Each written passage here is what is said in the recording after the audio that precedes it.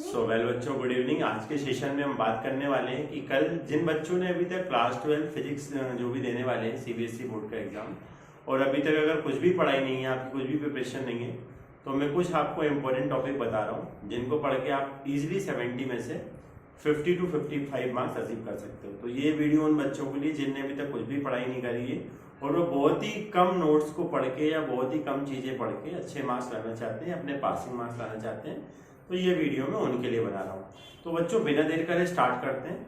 सबसे पहले मैं आपको बता रहा हूँ ऐसे कौन से चैप्टर हैं जिनमें आप खाली थ्योरिकल चीजें पढ़ के, यानी विदाउट डेरिवेशन और न्यूमेरिकल सॉल्व करे बगैर अच्छे मार्क्स ला सकते हो।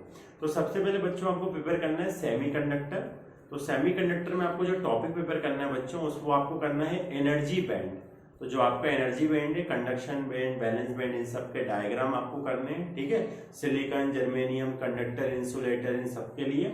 और सेकंड क्वेश्चन जो आपको करना है बच्चों, वो आपको करना है PN junction diode as a half wave rectifier and as a full wave rectifier, उसके डायग्राम और साथ में बच्चों जितनी भी उसकी वर्किंग है, उसका प्रिंसिपल है, रेक्टिफायर क्या है, रेक्टिफिकेशन क्या है, ये पूरी प्रोसेस समझ गए बच्चों। तो ये कंडक्शन बैंड और ये आपको अच्छे से कर लेना है पीएन जंक्शन डायोड को एज अ हाफ वेव और as a full wave rectifier. अब छोटी छोटी डेफिनेशन बच्चों, जैसे पोटेंशियल बैरियर क्या होता है, इमोबाइल आयंस क्या होते हैं, मोबिलिटी क्या होती है, कंडक्टिविटी क्या होती है, इंट्रिंसिक एक्सट्रिंसिक सेमीकंडक्टर क्या होते हैं, ठीक है बच्चों। डिप्लेशन लेयर क्या हो गया, पोटेंशियल बैरियर क्या हो गया, ठीक है। डोपिंग क्या हो गया, डोपेंट क्या हो गया। तो ये छोटे छोटे डेफिनेशन पढ़ सकते हो आप। तो आपको कोई भी न्यूमेरिकल सॉल्व करने की जरूरत नहीं है, इसमें आपका पूरा चैप्टर कवर हो जाएगा, ठीक है बच्चों। सेमीकंडक्टर के बाद जो आपको नेक्स्ट चैप्टर प्रिपेयर करना है बच्चों, वो है आपका न्यूक्लियर। अब सर न्यूक्लियर में क्या पढ़े? तो बच्चों सबसे पहले आप न्यूक्लियर में पढ़ लो आइसोटोप, आइसोबार, आइसोटोन और आइसो इलेक्ट्रॉनिक। इसको पढ़ने के बाद आप मास डिफेक्ट के सारे न्यूमेरिकल सॉल्व कर लो। समझ गए बच्चों, मास डिफेक्ट टॉपिक आपको आना है, बाइंडिंग एनर्जी टॉपिक आपको आना है, बाइंडिंग एनर्जी पर न्यूक्लियन की जो केस स्टडी कॉम्पिटेंसी टाइप जो क्वेश्चन है बच्चों, कॉम्पिटेंसी बेस्ड क्वेश्चन है, वो आपको करना है। तो बाइंडिंग एनर्जी पर न्यूक्लियन और डेल्टा जो आपका E equal to delta MC square energy निकालने के जो क्वेश्चन है, वो मास डिफेक्ट निकालने के क्वेश्चन जो है न्यूक्लियर फ्यूजन और न्यूक्लियर फिजन, इनके न्यूमेरिकल आप 4 टॉपिक के कर लो। कौन कौन से 4 बच्चों? मास डिफेक्ट के, बाइंडिंग एनर्जी के, बाइंडिंग एनर्जी पर न्यूक्लियन की और न्यूक्लियर फ्यूजन और फिजन के न्यूमेरिकल आप कर लो। एनी टॉपिक में से आना है आपको न्यूक्लियर में, समझ गए बच्चों। अब एटम चैप्टर की बात करते हैं।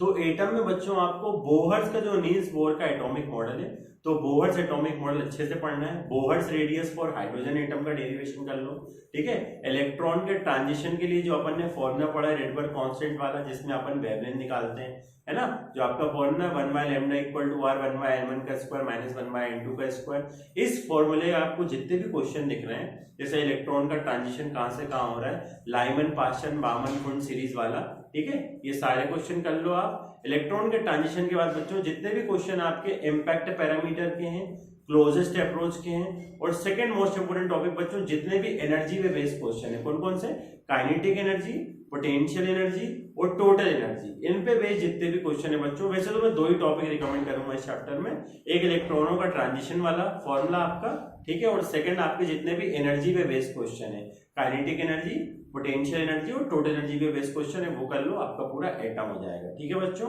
अब एटम के बाद नेक्स्ट चैप्टर की तरफ मूव करते हैं। तो dual nature of radiation and matter, इस चैप्टर में बच्चों आप फोटो इलेक्ट्रिक इफेक्ट क्या होता है, फोटो इलेक्ट्रिक इफेक्ट की कंडीशंस क्या क्या हैं, और डी ब्रोगली इक्वेशन क्या है, डी ब्रोगली का derivation lambda equal to h/mv, और जितने भी क्वेश्चन इनसे रिलेटेड है, ठीक है बच्चों। फोटो इलेक्ट्रिक इफेक्ट पे बेस्ड, वर्क फंक्शन पे बेस्ड, थ्रेशोल्ड एनर्जी पे बेस्ड और डी ब्रोगली वेव पे बेस्ड, ये टॉपिक कर लो। इनके बाहर आपके क्वेश्चन नहीं आने, न्यूमेरिकल आने इन्हीं में से, तो वो इन्हीं में से आएंगे।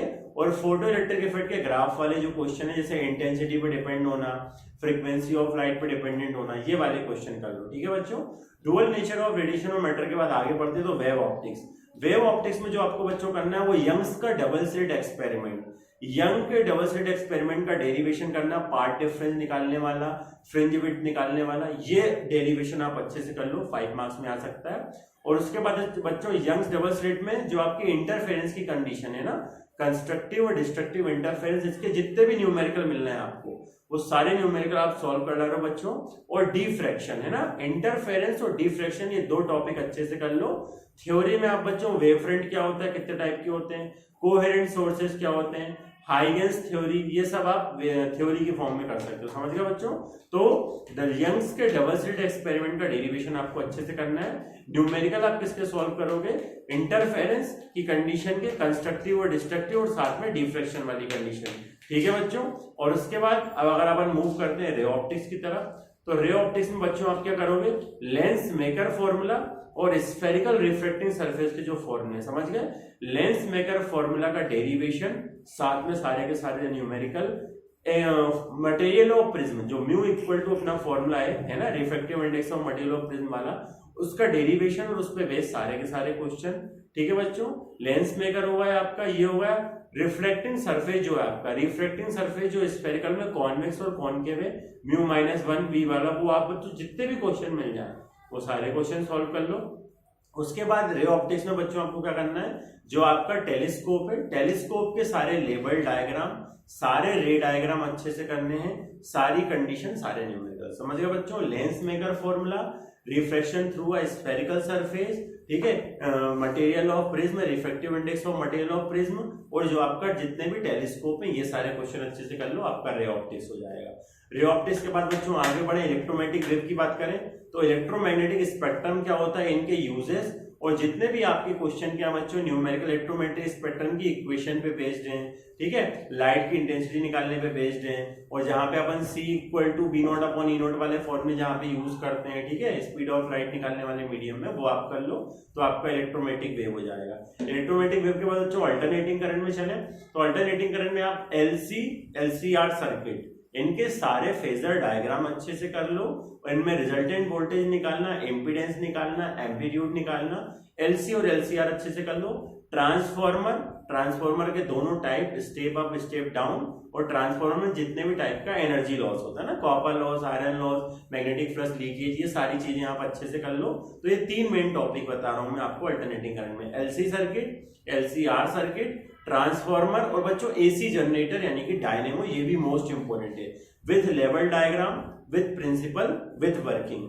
इन्हें के आप डेरिवेशन कर लो, इन्हीं के आप क्वेश्चंस कर लो, आपका पूरा अल्टरनेटिंग करंट हो जाएगा। ठीक है बच्चों, इसके बाहर आने के चांसेस नहीं है। अब अल्टरनेटिंग करंट के बाद बच्चों अगर आगे अपन बात करें तो अल्टरनेटिंग करंट के बाद आगे क्या कर सकते हो बच्चों आप, अल्टरनेटिंग करंट के बाद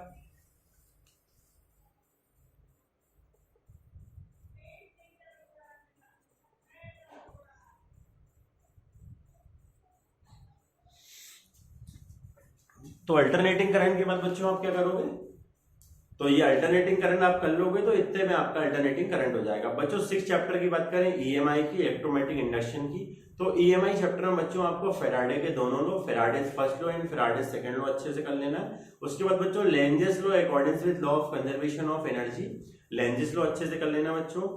फिर इलेक्ट्रोमैग्नेटिक इंडक्शन में बच्चों आपको मोशनल EMF वाले जो क्वेश्चन है ना, वो आपको अच्छे से कर लेने हैं। और फिर बच्चों इसमें जो self inductance of a long solenoid है और उसको कौन कौन से फैक्टर अफेक्ट डालते हैं, तो इतने टॉपिक कर लो, आपका EMI हो जाएगा। 5th चैप्टर में मूव करें बच्चों मैग्नेटिज्म एंड मैटर पे, तो मैग्नेटिक ससेप्टिबिलिटी आप अच्छे से कर लो, इंटेंसिटी ऑफ मैग्नेटाइजेशन, इन पे बेस्ड जो क्वेश्चन है वो कर लो। पैरामैग्नेटिक, डायामैग्नेटिक, फेरोमैग्नेटिक में क्या डिफरेंस होता है, इनके डिफरेंस कर लो। और बच्चों जैसे टॉर्क निकालने वाले क्वेश्चन, ठीक है, पोटेंशियल एनर्जी और डायपोल निकालने वाले क्वेश्चन, लॉरेंज फोर्स पे बेस्ड जो क्वेश्चन है वो कर लो, तो आपका ये चैप्टर हो जाएगा। फिर अगर अपन मूविंग चार्जेस एंड मैग्नेटिज्म की बात करें बच्चों, तो इस चैप्टर में आपको क्या करना है, सबसे important topic force acting between 2 parallel conductors, तो पैरेलल कंडक्टर्स के जितने क्वेश्चन मिलना है बच्चों वो सॉल्व कर लो। लॉरेंज फोर्स पे बेस्ड जितने भी क्वेश्चन है, F = QEB sin थीटा वाले, आप वो सॉल्व कर लो। ठीक है, magnetic field intensity at the centre of circular coil और सर्कुलर लूप के एक्सिस पे मैग्नेटिक फील्ड फाइंड करने का डेरिवेशन, मोस्ट इंपोर्टेंट बच्चों 5 मार्क्स में। ठीक है, सर्कुलर लूप के एक्सिस पे जो मैग्नेटिक फील्ड इंटेंसिटी निकालते हैं, इसका डेरिवेशन अच्छे से कर लो। इनफाइनाइट लॉन्ग स्ट्रेट वायर कर लो। छोटे क्वेश्चन में आप बच्चों सोलेनॉइड की मैग्नेटिक फील्ड निकालना, V = μ0 Ni और एम्पियर सर्किट कर लो, ये सब आप पढ़ के चले जाओ तो आपका 4th चैप्टर हो जाएगा। करंट इलेक्ट्रिसिटी में बच्चों बात करूं तो ड्रिफ्ट वेलोसिटी का डेरिवेशन अच्छे से कर लो। Electron theory of Ohm's law अच्छे से कर लो। ठीक है, ये 5 मार्क्स के बता रहा हूं बच्चों। ठीक है, व्हीटस्टोन ब्रिज और किरचॉफ लॉस के न्यूमेरिकल अच्छे से कर लो, यानी आपको व्हीटस्टोन ब्रिज का डेरिवेशन सारे न्यूमेरिकल, किरचॉफ लॉ के सारे न्यूमेरिकल है ना, फर्स्ट और सेकंड लॉ दोनों पे बेस्ड जो है। उसके बाद बच्चों इसी में ड्रिफ्ट वेलोसिटी का करंट डेंसिटी के साथ का रिलेशन, जैसे J equal to sigma E, तो उस फॉर्म में जो फॉर्मूले वो कर लो। सेकंड चैप्टर बच्चों इलेक्ट्रोस्टैटिक पोटेंशियल एंड कैपेसिटेंस में पैरेलल प्लेट कैपेसिटर में जब डाइलेक्ट्रिक मीडियम पार्शियली फिल्ड हो, वो वाला डेरिवेशन आप अच्छे से कर लो। Electrostatic energy stored in a capacitor half CV square बच्चों, वो अच्छे से कर लो, जितने भी कैपेसिटर है, और फिर potential due to a point charge, इसका डेरिवेशन आप अच्छे से कर लो। समझ गए बच्चों, इतने डेरिवेशन में और इन्हीं के न्यूमेरिकल में आपके सारे क्वेश्चंस हो जाएंगे। फर्स्ट चैप्टर की बात करो बच्चों इलेक्ट्रिक चार्जेस एंड फील्ड में 5 मार्क्स में गॉस थ्योरम और उसका एप्लीकेशन यानी कि linear charge distribution, continuous charge distribution topic आप अच्छे से कर लो, और सारे के सारे एप्लीकेशन के क्वेश्चन जितने भी गॉस थ्योरम के पूछे गए हैं। इसके बाद बच्चों इलेक्ट्रिक फील्ड इंटेंसिटी एक्सियल में नॉन एक्सियल में दोनों में अच्छे से प्रिपेयर कर लो। इनफाइनाइट थिन प्लेन शीट के लिए इलेक्ट्रिक फील्ड निकालना और उस पर बेस्ड जितने भी क्वेश्चन है आप वो कर लो। गॉस थ्योरम पे बेस्ड जितने क्वेश्चन है आप वो कर लो। बाकी बच्चों जब डेरिवेशन आपको और करने हैं, आप torque equal to P sin theta, potential of dipole U equal to minus का P cos थीटा, ठीक है, ये वाले क्वेश्चन कर सकते हो। तो इतने टॉपिक करके आप क्या कर सकते हो बच्चों, इजीली अच्छे मार्क्स ला सकते हो। तो मैंने आपको बच्चों ये थ्योरी वाइज, न्यूमेरिकल वाइज जो मोस्ट इंपोर्टेंट टॉपिक हैं आपको बता दिए हैं। तो बच्चों वीडियो को लाइक कर देना और चैनल को सब्सक्राइब कर देना। थैंक यू बच्चों, हैव अ नाइस डे, और आने वाले एग्जाम के लिए बेस्ट ऑफ लक।